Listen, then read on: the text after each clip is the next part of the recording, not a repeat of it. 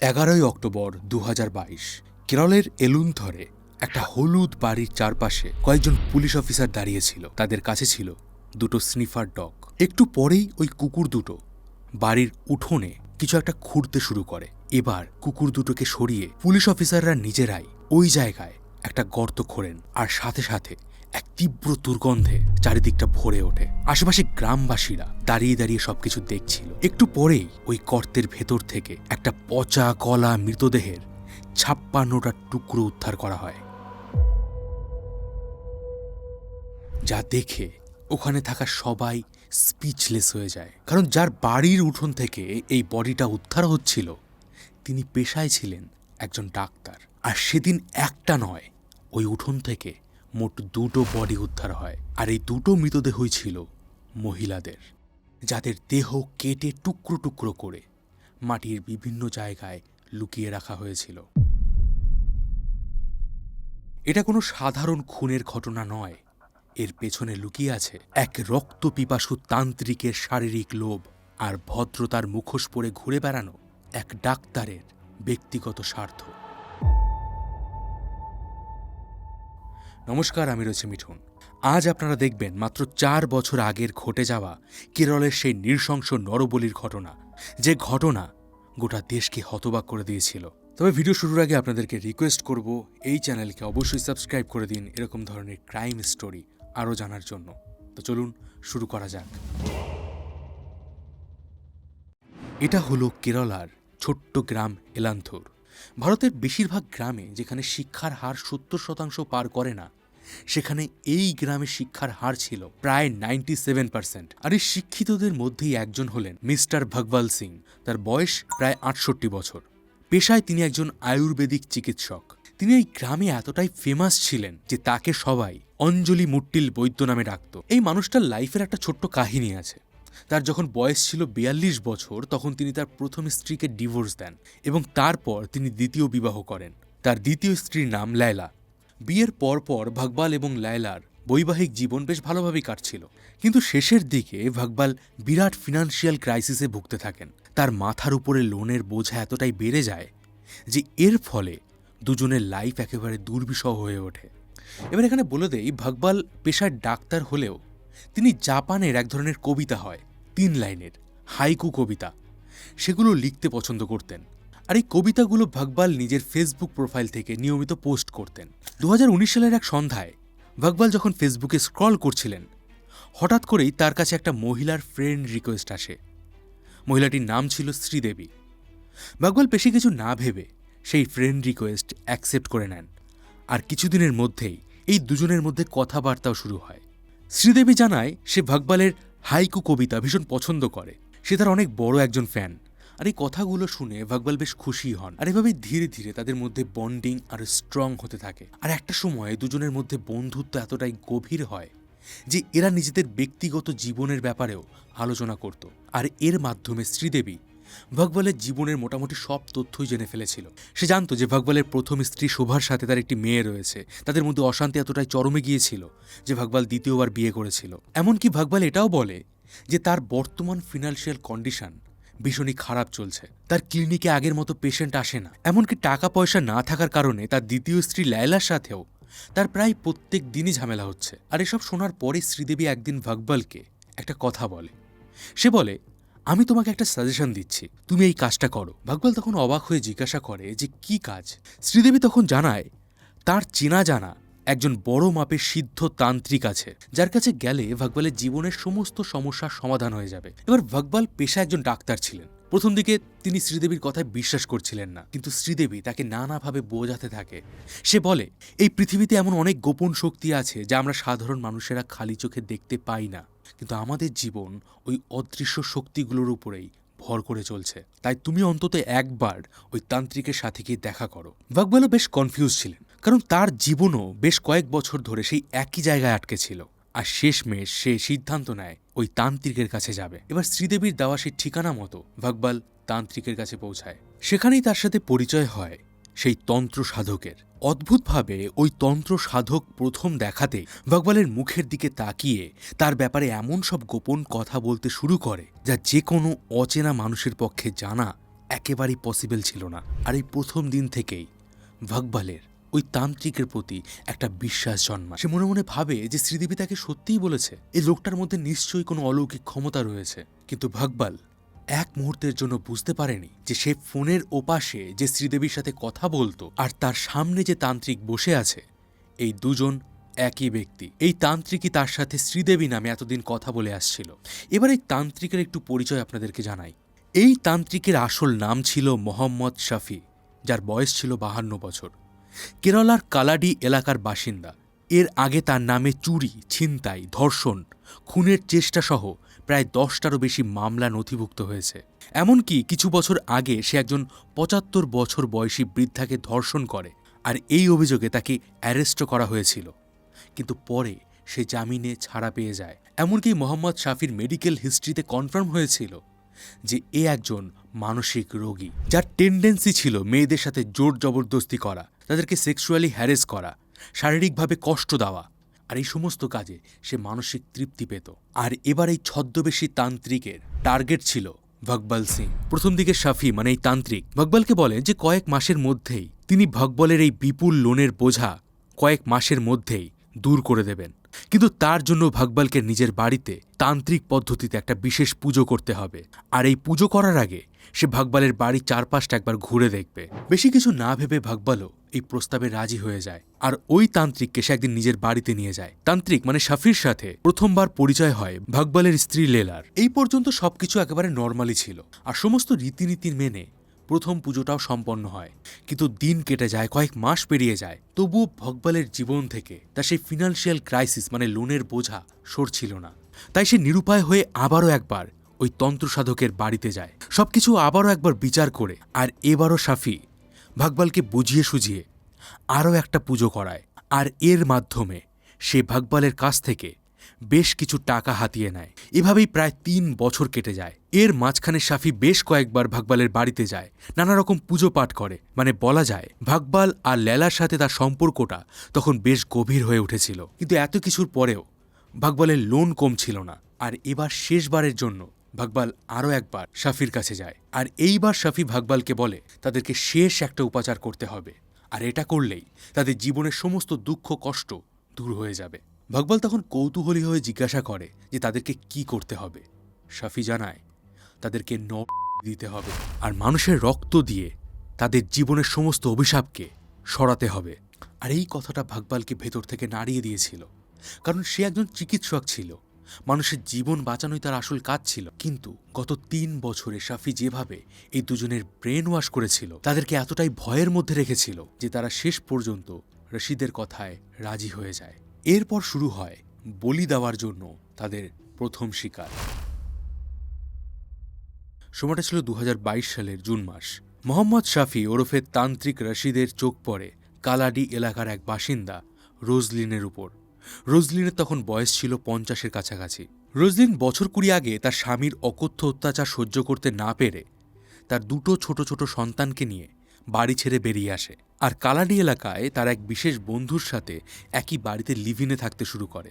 নিজের খরচ চালানোর জন্য রোজলিন একটা লটারির দোকান চালাতো, আর তাতেই কোনো রকমে তার দিন চলে যেত। তান্ত্রিক রশিদ খুব ভালোভাবেই জানত যে রোজলিনের আর্থিক অবস্থা ভালো না, তাই তাকে জালে ফাঁসানোটা তার জন্য বেশ সহজ কাজ ছিল। জুন মাসে রশিদ রোজলিনের সাথে যোগাযোগ করে আর তাকে বলে একটা সিনেমার শুটিংয়ের জন্য তার মতোই দেখতে একজন মহিলার তার প্রয়োজন, আর এর জন্য তাকে প্রায় 10 লক্ষ টাকা পারিশ্রমিক দেওয়া হবে। এত মোটা টাকার অফার পেয়ে রোজলিন আগু পিছু না ভেবে তান্ত্রিকের কথায় রাজি হয়ে যায়। এরপর 8ই জুন 2022 রোজলিনের বাড়ির সামনে এসে দাঁড়ায় একটা ঝাঁ চকচকে এসইউভি, আর সেই গাড়ির ভেতরেই অপেক্ষা করছিল রশিদ নিজে। ওই দিন ঠিক দুপুরে রোজলিন নিজের বাড়ি থেকে বেরোয়, মেইন গেট লক করে আর এসইউভির মধ্যে বসে পড়ে। এরপর তাকে সোজা নিয়ে যাওয়া হয় এলান্থুরে ডাক্তার ভগবল সিং এর বাড়িতে। রোজলিনকে বোঝানো হয় তাকে আজই ডিরেক্ট একটা পার্টে অভিনয় করতে হবে, আর এই কারণে রোজলিনের যখন হাত পা চোখ বেঁধে ফেলা হচ্ছিল সে একেবারে শান্তভাবে বসেছিল। আর এরপরেই তান্ত্রিক রশিদ শুরু করে তার মন্ত্রপাঠ। যজ্ঞের আগুন হাউ হাউ করে জ্বলে ওঠে, আর ঠিক তখনই শুরু হয় এক পাশবিক নির্যাতন। রোজলিনকে তারা প্রচণ্ডভাবে মারধর শুরু করে। আর তান্ত্রিক রশিদ নিজে রোজলিনকে ধর্ষণ করে, তার প্রাইভেট পার্টে ছুরি ঢুকিয়ে দেওয়া হয়, আর শেষে শ্বাসরোধ করে তাকে হত্যা করা হয়। আর এই সমস্ত কিছু যখন তান্ত্রিক রশিদ করছিল, ভগবাল সিং এবং তার স্ত্রী লায়লা ওখানেই উপস্থিত ছিল। রোজলিনের মৃত্যুর পর এই তিনজনে মিলে রোজলিনের মৃতদেহের 56টা টুকরো করে, আর তারপর সেই কয়েকটা টুকরো রান্না করে তারা তিনজনে খায়। রোজলিনের বডি যতটুকু অংশ বেঁচে গিয়েছিল তারা সেই অংশগুলো একটা প্লাস্টিকের বালতির মধ্যে ভরে ফেলে, আর ভাগবালের বাড়ির উঠোনে একটা গর্ত খুঁড়ে মাটি চাপা দিয়ে দেয়। এই ঘটনার পর কয়েক সপ্তাহ কেটে যায়। রোজলিনের একজন মেয়ে ছিল, মঞ্জু, যে কাজের সূত্রে উত্তরপ্রদেশে থাকত। সে অনেক দিন ধরেই তার মায়ের সাথে যোগাযোগ করতে পারছিল না। এমনকি যখন সে তার আত্মীয় স্বজনের সাথে কন্ট্যাক্ট করে, তারাও জানায় যে রোজলিনের কোনো খোঁজ তাদের কাছে নেই। এরপর মঞ্জু ট্রেন ধরে সোজা কেরালা এসে পৌঁছায়, আর প্রথমেই চলে যায় সেই বাড়িতে যেখানে তার মা একজন লিভ ইন পার্টনারের সাথে থাকত, কিন্তু তার কাছেও রোজলিনের কোনো খোঁজ ছিল না। অবশেষে মঞ্জু 17ই আগস্ট তার মায়ের নামে থানায় একটা মিসিং ডায়েরি করে, কিন্তু পুলিশ এই কেসটাকে সেভাবে গুরুত্ব দেয়নি। ফলে ধীরে ধীরে এই কেসটা ধামাচাপা পড়ে যায়। এতদিনের মধ্যে তান্ত্রিক শাফি তার নেক্সট শিকার খুঁজতে বেরিয়ে পড়ে, আর এবার তার টার্গেট ছিল পদ্মা। এরপর আসে সেপ্টেম্বর 2022। অ্যাকচুয়ালি 15 বছর আগে পদ্মা আর তার স্বামী কাজের সন্ধানে তামিলনাড়ুর ধর্মাপুরী থেকে কেরালায় চলে এসেছিলেন, কিন্তু কয়েক মাস পর হঠাৎ করে তার স্বামী অসুস্থ হয়ে যাওয়ায় পদ্মা তাকে আবারও তামিলনাড়ুর গ্রামের বাড়িতে রেখে আসে, আর কেরালায় একটা ভাড়া বাড়িতে একাই থাকতে শুরু করে। জানা যায় পদ্মার দুটো প্রাপ্তবয়স্ক ছেলেও ছিল, সেতু এবং সিলভারাজ। এখানে বলে দেয় পদ্মা আর রোজলিনের মধ্যে একটা মিলও ছিল। এরা দুজনেই নিজেদের পেট চালানোর জন্য লটারির টিকিট বিক্রি করত। রোজলিনের মতো পদ্মাকেও রশিদ টাকার লোভ দেখায় আর ভালো কাজের প্রতিশ্রুতি দেয়, আর দুর্ভাগ্যবশত পদ্মাও সেই ফাঁদে পা দেয়। 26শে সেপ্টেম্বর 2022 ইলামকুলাম এলাকার একটা ভাড়া বাড়ি থেকে পদ্মা বাইরে বের হয়, আর বাড়ির বাইরে দাঁড়িয়ে থাকা একটা এসইউভিতে উঠে পড়ে। এরপর রশিদ প্রায় 110 কিলোমিটার ড্রাইভ করে তাকে নিয়ে যায় এলান্থুরে সেই ভগবাল সিংয়ের বাড়িতে। রোজলিনের মতো ঠিক একই স্টাইলে প্রথমে তার হাত পা বাঁধা হয়, পুজো পাঠ আর তন্ত্র সাধনা করা হয়, আর তারপর দীর্ঘ সময় ধরে তার উপরে চালানো হয় যৌন নির্যাতন, আর এরপর তাকে শ্বাসরোধ করে করা হয়। এরপর ওখানে থাকা তিনজনে মিলে ওই বডির 5টা টুকরো করে, আর সেগুলোকেও মাটির নিচে পুঁতে ফেলে। এদিকে সেদিন পদ্মার ছেলে সিলভারাজ বারবার করে তার মাকে ফোন করছিল, কিন্তু তাকে ফোনে পাচ্ছিল না। সিলভারাজ কর্মসূত্রে চেন্নাইতে থাকত, কিন্তু গত কয়েক বছরের মধ্যে এমন কখনো হয়নি যে সন্ধেবেলা সে তার মাকে ফোন করেছে আর তার মা তার ফোন ধরেনি। রাত যত বাড়তে থাকে সিলভারাজের তত চিন্তা হতে থাকে যে তার মা অসুস্থ হয়ে পড়ল নাকি। ভোর হতে না হতেই সে তার মাসিকে ফোন করে আর তাকে সবটা জানায়। পদ্মার বোন যখন পদ্মার বাড়িতে যায় তখন প্রতিবেশীদের কাছ থেকে জানতে পারে যে সে গতকাল কোথাও একটা গিয়েছিল এবং তারপর থেকে সে আর বাড়িতে ফেরেনি। ওই দিনই পদ্মার বোন পদ্মার নামে থানায় একটা মিসিং ডায়েরি করে, আর সেই ডায়েরির পরে এবার কেরালার পুলিশ একটু নড়ে চড়ে বসে। তদন্তের শুরুতে তারা পদ্মার বাড়ির আশেপাশের বেশ কয়েকটা দোকানের সিসিটিভি ফুটেজ চেক করে, আর এখান থেকেই এই কেসের প্রথম সূত্রটা পাওয়া যায়। তারা দেখতে পান একটা সাদা রঙের স্করপিও অনেকক্ষণ ধরে পদ্মার বাড়ির বাইরে দাঁড়িয়েছিল, আর বাড়ি থেকে পদ্মা বেরিয়ে সেই গাড়িতেই উঠেছিল। প্রথম দিকে এই গাড়ির নাম্বার প্লেটটা ঠিকঠাকভাবে দেখা যাচ্ছিল না, কিন্তু রাস্তাঘাটে লাগানো অন্যান্য সিসিটিভি ফুটেজ থেকে পুলিশ অফিসাররা ওই গাড়ির নাম্বারটাকে ট্র্যাক করে ফেলেন, আর যখন ওই গাড়ির মালিকের ডিটেলস তারা জানতে পারেন তাদের কাছে বিষয়টা একটু একটু করে পরিষ্কার হতে শুরু করে। ওই গাড়ির মালিক ছিল খোদ মোহাম্মদ শাফি, মানে তান্ত্রিকের বেশধারী রশিদ, যার নামে আগে থেকেই বেশ কয়েকটা ক্রিমিনাল রেকর্ড ছিল। আর এইবার পুলিশ শাফির ওই গাড়িটার গতিবিধি লক্ষ্য করতে শুরু করে, আর 13 দিনের মাথায় 10ই অক্টোবর 2022 তারা শাফিকে তুলে নিয়ে আসে কোচি পুলিশ স্টেশনে। আর এখানেই পুলিশ যখন রশিদের সামনে একের পর এক সিসিটিভি ফুটেজ, গাড়ির লোকেশন, টাওয়ার লোকেশন আর অন্যান্য এভিডেন্সগুলো রাখে, শাফি এবার মুখ খুলতে শুরু করে।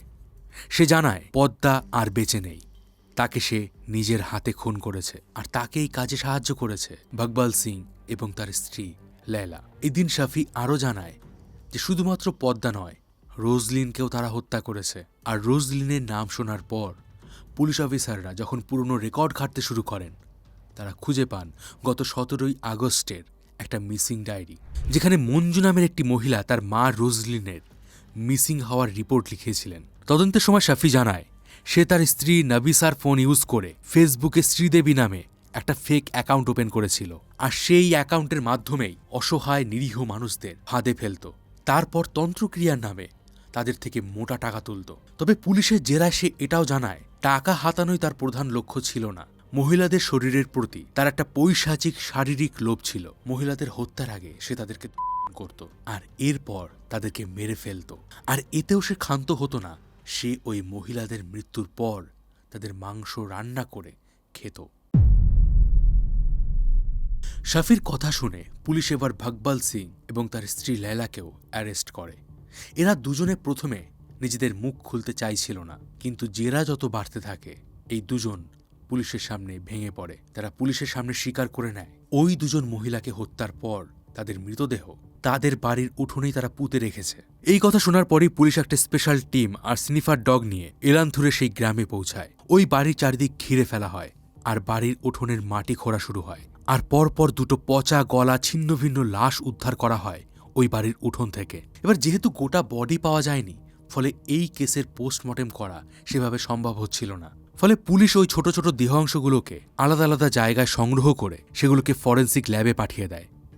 যেহেতু তাদের মুখ চেনার কোনো উপায় ছিল না, তাই তাদের ডিএনএ টেস্টের পর পুলিশ কনফার্ম করে যে ওই দুটো বডি রোজলিন আর পদ্মারি ছিল।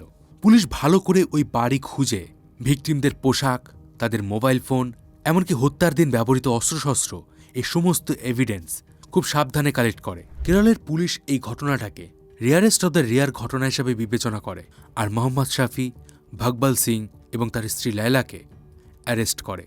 পরের বছর মানে 2023-এর 7ই জানুয়ারি আদালতে পুলিশ ওই দুজন মহিলার হত্যার প্রথম চার্জশিট জমা দেয়। আর বলে দিই, 2024 সালে এই কেসের ট্রায়াল শুরু হয়েছিল এবং সেই ট্রায়াল এখনও চলছে। এই কেসের ফাইনাল রায় কবে বেরোবে তার এখনো পর্যন্ত কোনো হদিশ পাওয়া যায়নি। এই পুরো ঘটনাটা একটা জিনিস প্রমাণ করে, একটা মানুষ যখন ভেতর থেকে ভেঙে পড়ে, সে যখন অসহায় হয়ে পড়ে, তা সে কারণ যাই হোক না কেন, ফিনান্সিয়াল হোক বা কোনো টক্সিক রিলেশনশিপ, সেই মানুষটা ধীরে ধীরে নিজের বুদ্ধিমত্তাকে হারিয়ে ফেলে, ঠিক ভুলের বিচার করার ক্ষমতা হারিয়ে ফেলে। আর এক্স্যাক্টলি এটাই হয়েছিল ভগবল সিং এর সাথে। যে ডাক্তার এতদিন বহু মানুষকে মৃত্যুর মুখ থেকে ফিরিয়ে এনেছিল, তাদেরকে নতুন জীবনদান দিয়েছিল, সেই লোকটাই নিজের স্বার্থে দুটো নিরপরাধ প্রাণকে শেষ করে দিয়েছিল।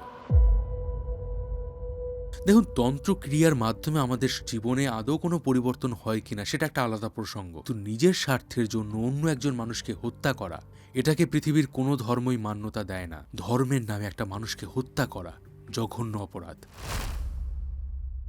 কেমন লাগলো আজকের এই ক্রাইম স্টোরি? আপনি যদি এরকম স্টোরি আরও জানতে চান, আমাদের এই চ্যানেলকে সাবস্ক্রাইব করে দিন। আজকের স্টোরিটা ভালো লাগলে অবশ্যই লাইক করে দিন। নেক্সট আর কী ধরনের স্টোরি আপনারা জানতে চান সেটাও কমেন্টে জানান। দেখা হবে পরের ভিডিওতে। ততদিন ভালো থাকবেন, সুস্থ থাকবেন। আর আমি ছিলাম মিঠুন, আপনার সঙ্গে।